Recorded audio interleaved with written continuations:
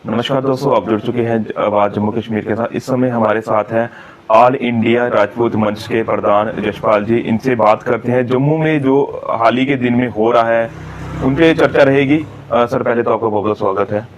शुक्रिया। सर, जब से सरकार बनी है, जम्मू के हालात जो पहले एक स्टेबल थे वो थोड़े बिगड़े हैं। किस तरह से आप देखते हैं? देखिए, ये नई बात नहीं है।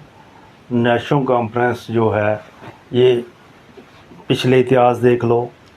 जब नेशनल कॉन्फ्रेंस मैक्सिमम जो जम्मू में सरकारें रही हैं नेशनल कॉन्फ्रेंस ने, उसमें ज़्यादा टाइम जो है नेशनल कॉन्फ्रेंस ही रही है। सेंटर में कांग्रेस और यहाँ पे नेशनल कॉन्फ्रेंस। अब हमारे जम्मू कश्मीर में सबसे पहले जो नेशनल कॉन्फ्रेंस जो सेंटर से इन्होंने, जब से इनकी सरकारें रही हैं, इन्होंने सेंटर को लूटा। बिल्कुल। और यहाँ करप्शन आप खुद देख लीजिए, फ़रूक अब्दुल्ले पे सारे चारे सिद्ध हुए हैं। कितने करोड़ों का उसमें स्कैम हुआ है। बिल्कुल। जो क्रिकेट ग्राउंड पे, और सारे आरोप साबित हो गए हैं। बिल्कुल। और कोई सज़ा नहीं, कोई सज़ा नहीं। अब सेंटर से जो रहा है इनका तालमेल, क्योंकि सेंटर को लूटते रहे ये, चाहे मिलिटेंसी के नाम पे। देखिए, मिलिटेंसी क्रिएट करने वाली जो है, और देखिए आज नेशनल कॉन्फ्रेंस बनते ही मिलिटेंसी गतिविधियां कितनी बढ़ गई हैं। बिल्कुल। तो ये साफ लफ्ज़ों में है, इसमें कोई दो राय नहीं है। ये साफ है कि नेशनल कॉन्फ्रेंस एक मिलिटेंसी का हेड ऑफ डिपार्टमेंट है। तो टारगेट किलिंग को किस तरह से देखते हैं? क्योंकि हमने बड़ा रेयर सुना था कि टारगेट किलिंग कभी कभार हुई, लेकिन आजकल ये आम हो गया है। देखिए, मैं आपको एक सीधा उदाहरण देता हूँ कि जब से यहाँ बीजेपी का राज आया है, जो हमारी यात्रा होती थी हमारी ये बाबा अमरनाथ की, तो आप देख लीजिए, आंकड़ा निकाल के देख लीजिए, हर यात्रा में हमारे कितने यात्री जो थे कि बम फेंकने से, पत्थर फेंकने से कितने यात्री हमारे जो थे इनके शिकार हुए, कितने बिल्कुल मारे गए। जब से बीजेपी सरकार आई है तो तब से कोई किलिंग नहीं हुई। हाँ, ऐसे इंसिडेंट कोई हो जाए तो कोई बात अलग है, कोई इस तरह की किलिंग नहीं हुई। सबसे बड़ी बात यहाँ से साबित होती है कि इनके टाइम में कैसे किलिंग होती थी। क्यों? कि इनकी मिली भगत थी। बिल्कुल। ये चाहते थे कि यहाँ यात्रा नहीं होनी चाहिए, इसीलिए ये सब होता था। और आज जब यात्रा होती है तो पूरी रोडों पे प्रोटेक्शन दी जाती है यात्रियों की सुरक्षा के लिए। इनके टाइम में क्यों नहीं सुरक्षा थी? बिल्कुल। क्यों यात्री मरते थे? तो इसका ये सीधा फंडा है। सेंटर को इन्होंने मिलिटेंसी के नाम पे, और जो 20-20 मर्डर किए, 20-20, 25-25, 50 लोगों को मारने वाले को आप नौकरी देते हो। बिल्कुल।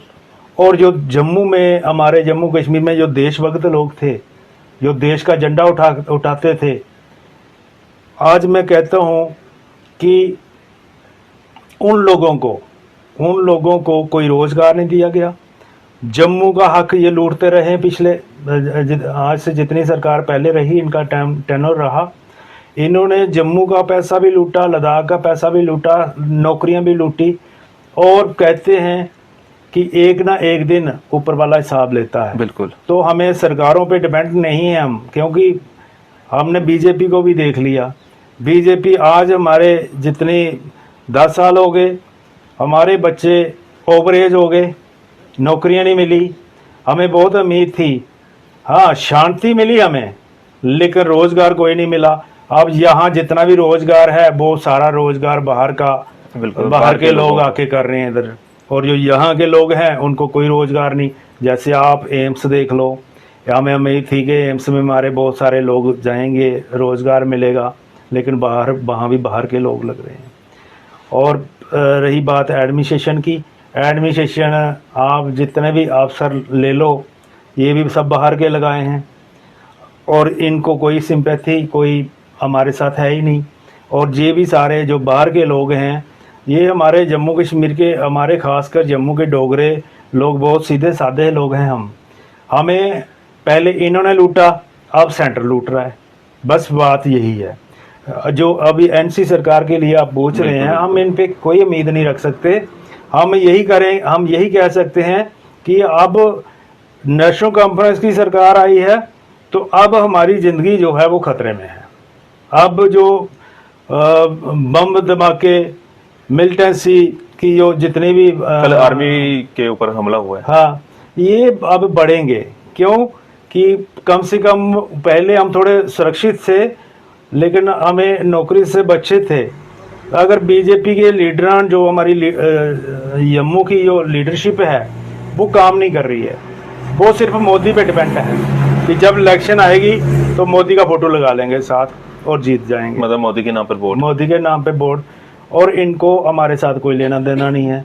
इनको बस इनका एक ही फंडा है, जब इलेक्शन आएगी तो मोदी का फोटो लगा लेंगे साथ। सर एक बड़ा चर्चा का विषय था कि डोगरा सीएम, जैसे अपने बात की, हर डिपार्टमेंट के जो डिपार्टमेंट पे जो भी लगता है वो बाहर का होता है, तो कैसे पॉसिबल है कि डोगरा सीएम बनेगा?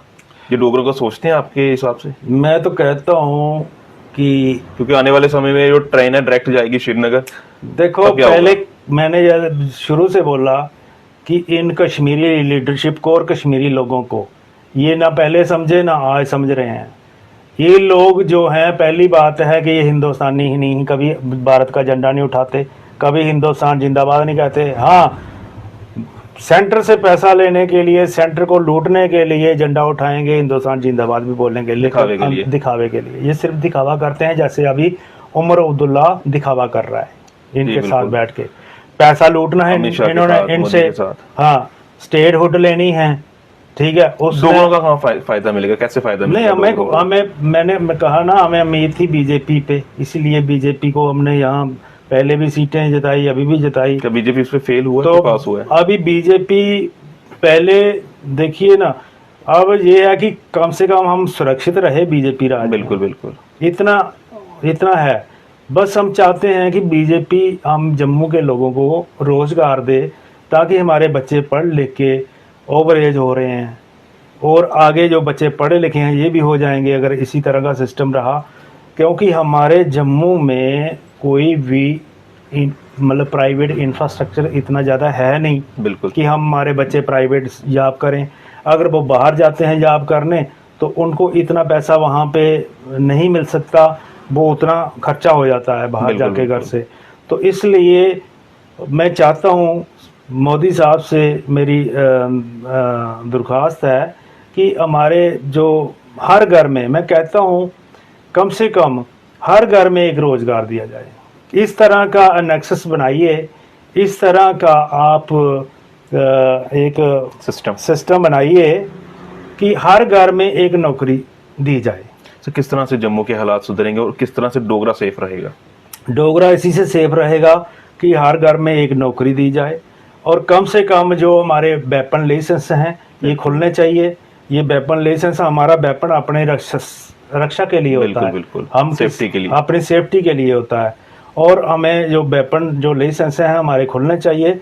हर घर को घर आके एक लाइसेंस देना चाहिए, क्योंकि हमें ज़रूरत है। और हमारी जो यहाँ मेजॉरिटी है वो कम है, इसलिए हमारी सुरक्षा के लिए हमें वेपन बहुत ज़रूरी है।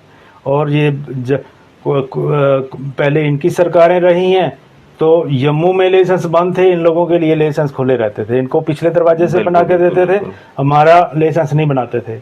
हमें बीजेपी आई थी, हमें उम्मीद थी कि हिंदुओं की रक्षा के लिए ये कदम उठाएगी, लेकिन हमारी रक्षा के लिए आज तक इन्होंने कोई कदम नहीं उठाया, कोई याब नहीं दिया। लेकिन हम लोग फिर भी देखो 29 सीटें जम्मू के लोगों ने दी हैं, तो इनको जम्मू के लोगों का नौकरी खाने से लेके हर चीज़ का ध्यान बीजेपी को, हमारी सरकार को उठाना चाहिए। ये इनका फर्ज है, दायित्व है। और मैं कह रहा हूँ कि जिस तरह से आपको मैं बता रहा हूँ, ये जितने भी बीजेपी की लीडरशिप है, इनको लोगों के बीच आना चाहिए, लोगों के मसले, लोगों की मदद करनी चाहिए। मोदी साहब की जितनी स्कीमें हैं वो लोगों को दी नहीं जा रही, वो दिलवानी चाहिए। बिल्कुल, हर जो कॉन्स्टिट्यूंसी का एमएलए है उसको कॉन्स्टिट्यूंसी में कैंप लगाना चाहिए, हर 15 दिन में एक कैंप लगाना चाहिए, कम से कम लोगों को वो फैसिलिटी मिलनी चाहिए स्कीम जो का फायदा मोदी उठा साहब ने सके। दी है। बिल्कुल जो स्कीमें दी हैं यही फायदा ले रहे हैं उनका, हमारे लोगों को फायदा नहीं मिल रहा है, उनके लीडर उनको फायदा दिलवा रहे हैं। आप देखिए जितने भी आवास योजना या जितनी भी योजनाएं हैं सारे फायदे कश्मीर ले रहा है, हमारे जम्मू के लोगों को फायदा ही नहीं है, क्योंकि हमारे जम्मू के लोगों को, डोगरों को, बेचारों को, अनपढ़ लोग हैं, बिल्कुल, बिल्कुल, उनको बिल्कुल। पता ही नहीं है।